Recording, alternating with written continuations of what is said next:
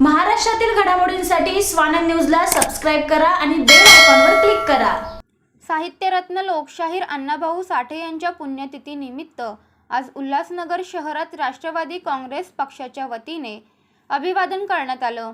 खेमानी परिसरात उभारण्यात आलेल्या अण्णाभाऊ साठे आर्ट गॅलरी या ठिकाणी मोठ्या संख्येने कार्यकर्ते एकत्रित आले होते। यावेळी अण्णाभाऊंच्या आठवणींना उजाळा देत अभिवादन केलं।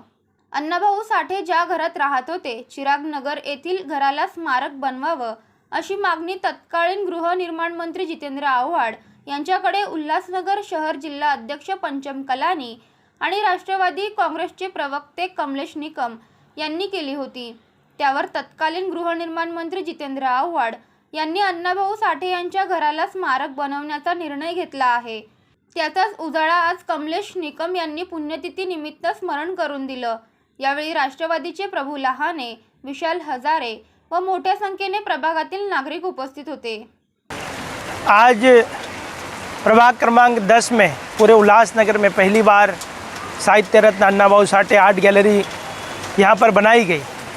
बनाने के बाद आज पहला दिन जहाँ पर अण्णाभाऊ को हम सब लोगों ने याद किया। मुझे बहुत अभिमान है कि शहर जिला अध्यक्ष पंचम कलानी के माध्यम से हमने एक बहुत बड़ी मांग रखी थी माजी गृह निर्माण मंत्री जितेंद्र आव्हाड साहब से, और मांग ये थी कि जहाँ पर अण्णाभाऊ साठे जी ने हमारे इतना बड़ा योगदान दिया, महाराष्ट्र को स्वतंत्र करने के लिए बहुत बड़ा योगदान हमारे साहित्य रत्न अण्णाभाऊ साठे जी का था।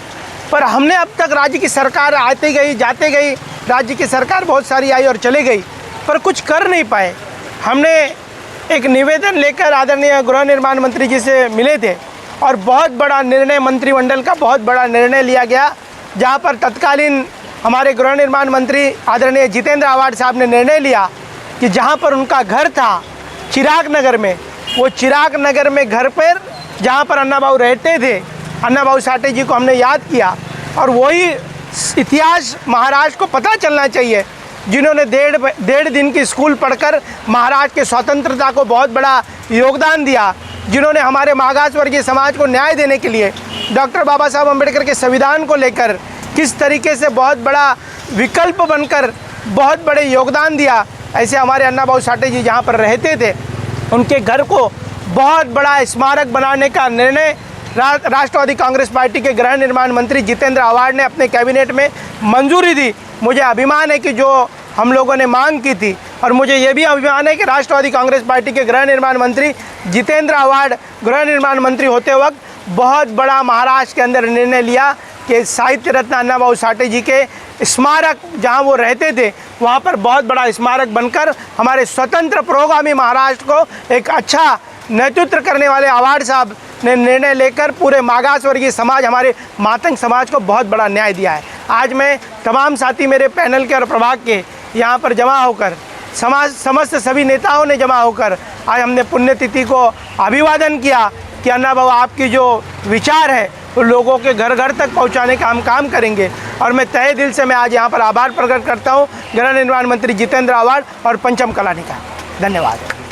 आकाश सहाने, स्वानंद मीडिया, उल्हासनगर। श्री पंचमुखी हनुमान ज्योतिषालय,